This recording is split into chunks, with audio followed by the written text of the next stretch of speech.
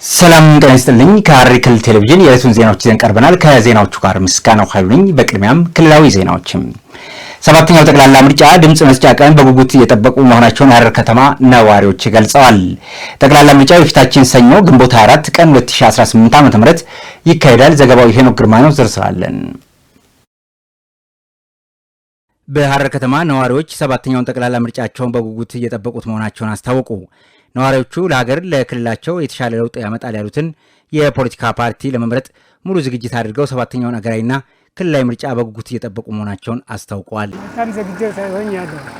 እሱን ለመምረጥ የሚበጀኝን ያስተዳድረኛል፣ ለህዝቡ ለኢትዮጵያ ህዝብ ይሆናል የሚለውን ፓርቲ መምረጥ ዝግጁ ነኝ። ግንቦት 24 ልመርጥ ተዘጋጅቻለሁ። ምርጫ ካርድ ወስጃለሁ። ሌሎቹንም ቅስቀሳ አድርገን ብዙ ሰዎች አስወስደናል እና በተረፈ ደግሞ ግንቦት 24ን በጉጉት እየጠበቅን ነው። ለምርጫ በጣም ይበጀናል፣ ለ5 ዓመት ይበጀናል የሚለውን ለመምረጥ ዝግጁ ነን። የምርጫ ወቅት ላይ ኃላፊነትን መብትን ለመጠየቅ ትክክለኛው ሰዓት ድምጽን መወሰን ነው ብዬ ነው የማምነው እና እኔም በግሌ ድምጽ ለመስጠት ተመስግቤ ካርድ ወስጃለሁ። የፊታችን ሰኞ ግንቦት 24 ቀን 2018 ዓ.ም በሚካሄደው በዚህ ምርጫ ላይ የመራጭነት ካርድ የወሰዱ ሁሉም ዜጎች በነቂስ በመውጣት ድምጻቸውን እንዲሰጡ ጥሪ አቅርበዋል። የምርጫ ሂደቱ ሰላማዊ፣ ዲሞክራሲያዊ፣ ነጻና ተአማኒ ሆኖ እንዲጠናቀቅም የድርሻቸውን ኃላፊነት ለመወጣት ቁርጠኛ መሆናቸውን ነዋሪዎቹ አረጋግጠዋል። እኔ ብቻ ሳይሆን ለህዝቡ አካባቢ ያለውን የሚበጀንን እንዲመርጡ የሚያስተዳድረን እናውቃል። ሁሉም ያውቃል። ህዝቡ የሚያስተዳድረው የሚኖረው እናውቃለን። ስለዚህ እነሱም እንዲመርጡ በበኩሌ በኩል ቅስቀሳ አደርጋለሁ። እንደውም እንዲመርጡ ህዝቡ ይሄንን ነቅቶ የሚፈልገውን ሰው እንዲመርጥ ለ5 ዓመት ይበጀናል ይሆንልናል የሚለውን ለመምረጥ ሁሉም ዝግጁ ነው። ሁላችንም እናውቃለን የምንመርጠውን እና ሁሉም ዝግጁ ነው። ለቀበሌ 10 ነዋሪነቴ ብዙ ሰዎች በጉጉት እየጠበቁ ነውና እኛ ይበጀናል ይሆንልናል የምንለውን ለመምረጥ ዝግጁ ነን። ያው ማህበረሰቡም ይበጀኛል የሚለውንና ይሆንልኛል ያደርግልኛል የሚለውን ፓርቲ በድምጹ እንዲወስንና እንዲመርጥ ነው መልእክቴን ማስተላልፈው። ሰባተኛው ጠቅላላ ምርጫ የፊታችን ሰኞ ግንቦት 24 ቀን 2018 ዓ.ም በመላው ሀገሪቱ ይካሄዳል። ለሀገርና ለሕዝብ ይሰራል የሚሉትን የፖለቲካ ፓርቲ ለመምረጥ እንደተዘጋጁ የሐረሪ ክልል የገጠር ወረዳ ነዋሪዎች ገልጸዋል። ነዋሪዎቹ ዲሞክራሲ መብታቸውን በመጠቀም ድምጽ ለመስጠት ቀኑን እየጠበቁ መሆናቸውንም አስታውቋል። ዘገባው የትዕግስት በለጠ ነው። ዝርዝራለን።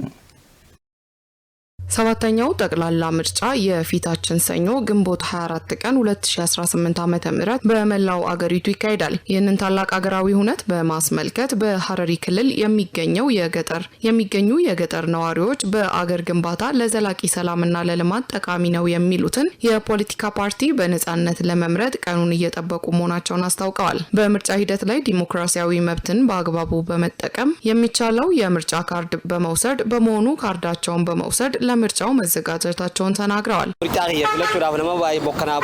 በሚካሄደው ምርጫ ላይ ተሳትፌ ያመንኩበትን ፓርቲ ለመምረጥ በዝግጅት ላይ ይገኛለሁ። ካርዴንም ወስጃለሁ። ስለዚህ ግንቦት 24ን በከፍተኛ ጉጉት እየጠበቅኩ ነው። ካርዳችንን ወስደን በጥሩ ዝግጅት ላይ እንገኛለን። የምርጫው ቀን መቼ ነው የሚለውን በጉጉት እየጠበቅን ነው። ማንኛውም ሰው በንቃት እየተጠባበቀ ይገኛል። ለዘንድሮ ምርጫ በትክክል ተዘጋጅተናል። እድሜው ከ18 ዓመትና ከዛ በላይ የሆነ ማንኛውም ሰው ወጣትም ሆነ ሴት እስከ አዛውንት ድረስ ድምጽ መስጠት ስለሚችል እንደየወረዳችን ሁሉ በጥሩ ዝግጅት ላይ እንገኛለን። ይህ ምርጫ የሚመጣው በ5 ዓመት አንዴ ነው። በየዓመቱ ወይም በየወሩ ስለማይመጣ ማንኛውም ሰው ካርዱን በመያዝ በምርጫው ቀን ተሳትፎውን ማድረግ አለበት። ሁሉም ሰው ነቅቷል። ለምርጫው ዝግጅት ላይ እንገኛለን። ከዚህ በፊት በግድ ተነሱ ውጡና ምረጡ ይባል ነበር። አሁን ግን ሰው በገዛ ፍላጎቱ የድጋፍ ሰልፍ ሳይቀር እየወጣ ይገኛል። ስለዚህ እንደ አፎሻ ማህበር ሆነም በግላችን ካርዳችንን እየወሰድን የሚያዋጣንን ሰው ለመምረጥ ዝግጁ ነን። ነዋሪዎቹ አክለውም በወሰዱት የምርጫ ካርድ ለሀገር ግንባታ ለለውጥ ይጠቅማል ያሉትን አገር የሚያሳድግ ልማትን የሚያፋጥን የዜጎችን እውነተኛ ተጠቃሚነት ያረጋግጣል ብለው ለሚያምኑበት ፓርቲ ድምጻቸውን ለመስጠት እንደተዘጋጁ አስረድተዋል። ሀገርን የሚያስተዳድር መንግስት በራስ ድምጽ መምረጥ መቻል ትልቅ መታደል መሆኑን የገለጹት ነዋሪዎቹ ለሂደቱ ስኬታማነት የበኩላቸውን እንደሚወጡም ጠቅሰዋል። ቀኑ ሳይደርስ ሁሉም ሰው አስታውሶ ካርዱን አዘጋጅቶ በምርጫው ላይ እንዲቀርብ እርስ በርስ እየተመካከርን ነው። ካርዳችን እንዳይጠፋብን ጥንቃቄ ማድረግ አለብን። ሴቶችም ሆነ ወጣቶችን በመሰብሰብ ካርዳችሁን አዘጋጁ፣ ቀኑ ቀርቧል እያልን እርስ በርስ እየተነጋገርን ነው። ማንኛውም ሰው ካርዱን ሳያጠፋ በምርጫው ቀን በሰዓቱ መምረጥ አለበት እላለሁ። ማንኛውም ሰው ካርዱን ሳያጠፋ በምርጫው ቀን በሰዓቱ መምረጥ አለበት እላለሁ። ምርጫ የሚመጣው ትውልድ ተስፋ በማረጋገጥ ረገድ ከፍተኛ አስተዋጽኦ እንዳለው ያነሱት ነዋሪዎቹ እድሜው የደረሰ እያንዳንዱ ዜጋ የዜግነት ኃላፊነቱን ለመወጣት ሰኞ ዕለት በነቂስ በመውጣት ድምጽ መስጠት እንዳለበት ጥሪያቸውንም አስተላልፈዋል። የሀረማያ ዩኒቨርሲቲ ማህበረሰብ ተኮርና ችግር ፈቺ ፕሮጀክቶችን በስፋት ያከናወነ እንደሚገኝ አስታወቀ። የዩኒቨርሲቲው 43ኛ ዓመታዊ የምርምርና የማህበረሰብ ተሳትፎ ግምገማም ጉባኤ ተጠናቋል። ዘገባው አዩብ ካዛሪ ነው። ዝርዝራለን። የሀረማያ ዩኒቨርሲቲ ለአካባቢ ተስማሚ ፈጠራና ስነ ምህዳር ጥበቃ ለጽኑ ማህበረሰብ ግንባታ በሚል መሪ ቃል ላለፉት 2 ቀናት በዋናው ግቢ ሲያካሄድ የነበረውን 43ኛ ዓመታዊ የምርምርና ማህበረሰብ ተሳትፎ ግምገማ ጉባኤ የማጠቃለያ መርሃ ግብር አከናውኗል። በመዝጊያ መርሃ ግብሩ ላይ የተገኙት የሀረማያ ዩኒቨርሲቲ የአካዳሚክ ጉዳዮች ምክትል ፕሬዝዳንት ፕሮፌሰር መንግስቱ ኡርጌ ተቋሙ ባለፉት ጊዜያት ማህበረሰብ ተኮርና ችግር ፈቺ በሆኑ በርካታ ፕሮጀክቶች ሲያከናውን መቆየቱን ገልጸዋል። ፕሮፌሰሩ አክለውም በምስራቅ ሐረርጌ ዞን የሚገነቡ 75 ትምህርት ቤቶች ላይ በተደረገ ዘርፈ ብዙ የድጋፍ ስራ እስከ 35,000 ተማሪዎችን ተጠቃሚ ማድረግ መቻሉን ጠቁመዋል። ከዚህ በተጨማሪም 4 ግዙፍ የማህበረሰብ ፕሮጀክቶች ተጠናቀው ለህብረተሰቡ የተላለፉ ሲሆን አርሶ አደሩና አምራቹን የሚረዱ ከ120 በላይ ችግር ፈቺ የቴክኖሎጂ ውጤቶች መበርከታቸውን አብራርተዋል። በግብርናው ዘርፍም ከ100 ቶን በላይ የተሻሻሉ እህል ዘሮች ለገበሬዎች መሰራጨታቸውና ከ600 ሺህ በላይ የሚሆኑ የተለያዩ የልማት ችግኞች መዘጋጀታቸውን ያስረዱት ፕሮፌሰሩ በማህበራዊ አገልግሎት ረገድም 150 በላይ ድጋፍ ለሚሹ ህብረተሰብ ክፍሎች ነፃ የህክምና ምክሮችና ተያያዥ ጉዳዮች ድጋፍ መደረጉን ገልጿል። የሀረማያ ዩኒቨርሲቲ የምርምርና ማህበረሰብ ጉዳዮች ምክትል ፕሬዝዳንት ዶክተር ይስሐቅ ዩሱፍ በበኩላቸው መድረኩ በከፍተኛ ትምህርት ተቋማት መካከል ያለውን የጋራ ምርምርና የእውቀት ሽግግር ይበልጥ ያጠናከረበት እንደነበረ ተናግረዋል።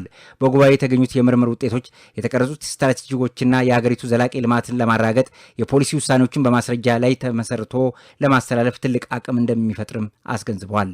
በዚህም የማጠቃለያ መርሃ ግብር ላይ የዩኒቨርሲቲው የስራ አመራር ምክር ቤት አባላትና የፌዴራል ክልል ከፍተኛ ስራ ኃላፊዎች፣ ተመራማሪዎች፣ የባለድርሻ አካላት ተወካዮች እንዲሁም የአካባቢ ማህበረሰብ አባላት በተገኙበት ሰፊ የማጠቃለያ ውይይት ተካሂዷል። በውይይቱም በጉባኤው ላይ የቀረቡት የ2018 በጀት ዓመት የምርምር ስራዎች በጥልቀት የተገመገሙ ሲሆን ከተሳታፊዎች ለተነሱ ጥያቄዎችም አስተያየቶችና ምላሽና ማብራሪያም ተሰጥቶባቸዋል። በተለይም በአሁኑ ወቅትም በሀገር አቀፍና ዓለም አቀፍ ደረጃ አሳሳቢ የሆነ በመጣው የአየር ንብረት ለውጥ በተፈጥሮ አደጋዎች ዙሪያ ሳይንሳዊ መፍትሄዎችን ማመንጨት በሚቻልበት ሁኔታ ላይ የጋራ መግባባት ተደርሷል። በዚህ መሰረትም ለአካባቢ ተስማሚ የሆኑ ፈጠራዎች ወደ ማህበረሰብ በማውረድ ጽኑ ማህበረሰብ ለመገንባትና የስራ ምህዳር ጥበቃን ለማረጋገጥ የሚያግዙ ጠቃሚ የውሳኔ ሀሳቦችና የቀጣይ ትኩረት አቅጣጫዎች በመድረኩ ማጠቃለያ ላይ ተቀምጠዋል።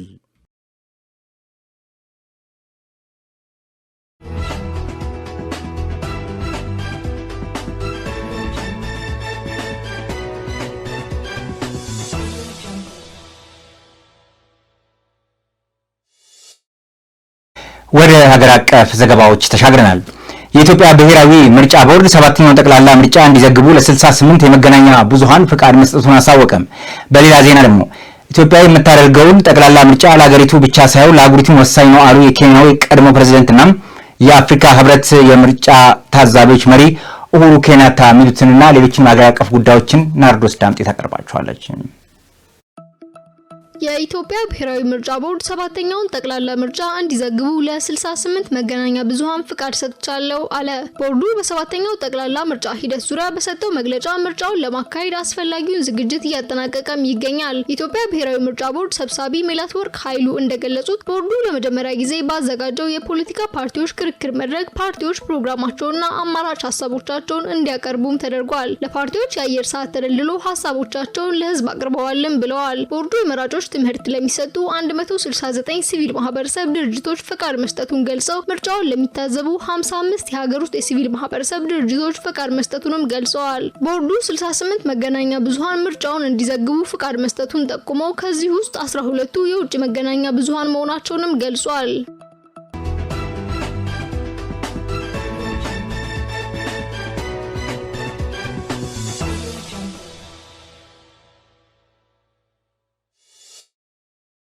ኢትዮጵያ የምታደርገውን ጠቅላላ ምርጫ ለሀገሪቱ ብቻ ሳይሆን ለአህጉሪቱም ወሳኝ ነው ሲሉ የኬንያ ቀድሞ ፕሬዝዳንትና የአፍሪካ ህብረት የምርጫ ታዛቢዎች መሪ ኡሁሩ ኬንያታ ገለጹ። በመጪው ሰኞ የሚካሄደውን 7ኛ ጠቅላላ ምርጫ ለመታዘብ የተሰየመው የአፍሪካ ህብረት የምርጫ ታዛቢዎች ቡድን በሊቀመንበርነት የሚመሩት የኬንያ የቀድሞ ፕሬዝዳንት ኡሁሩ ኬንያታ ትላንት በአዲስ አበባ መግባታቸው ይታወሳል። ኡሁሩ ኬንያታ በዚህ ወቅት በሰጡት አስተያየት እንደገለጹትም ኢትዮጵያ የአፍሪካ ህብረትን ጨምሮ ለአህጉሪቱ የተለያዩ ተቋማት መቀመጫ የሆነች ቤታችን ናትን ብለዋል። ኢትዮጵያ የምታደርገው 7ኛ ጠቅላላ ምርጫም ለሀገሪቱ ብቻ ሳይሆን ለአህጉሪቱም ወሳኝ መሆኑን ጠቅሰው እህትና ወንድሞቼ መካከል በመገኘት ምርጫውን ለመታዘብ በመቻሌ ደስተኛ ነኝም ብለዋል። ኢትዮጵያውያን የሚበጃቸውን መምረጥ የሚያስችል ጥበብ ያላቸው ህዝቦች መሆናቸውን ገልጸው ኢትዮጵያ በምታደርጋቸው የለውጥ ስራዎች ለቀሪ አፍሪካውያን ምሳሌ መሆን የምትችል ሀገር ናት ሲሉም አስገንዝበዋል።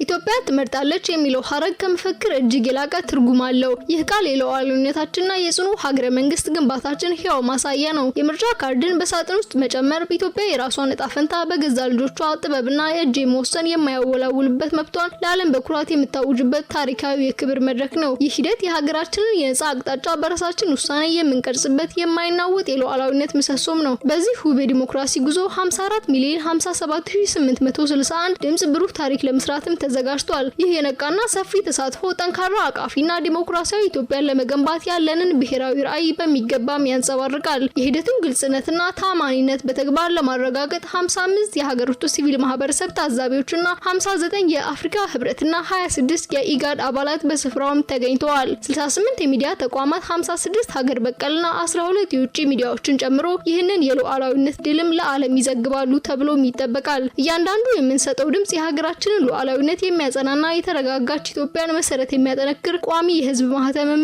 ነው።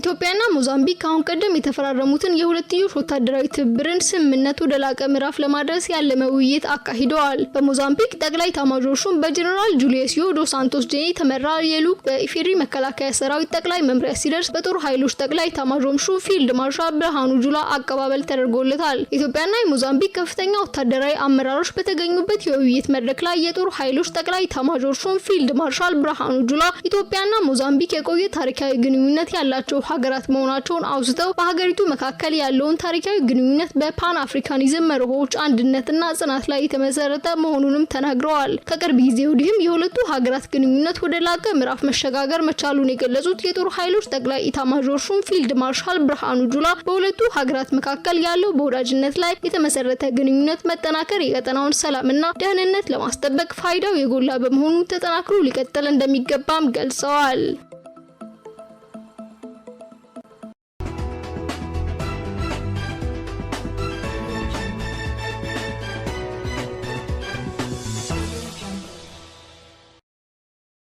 ከውጪ ወደ አገኘናቸው ዘገባዎች ተሻግረናል።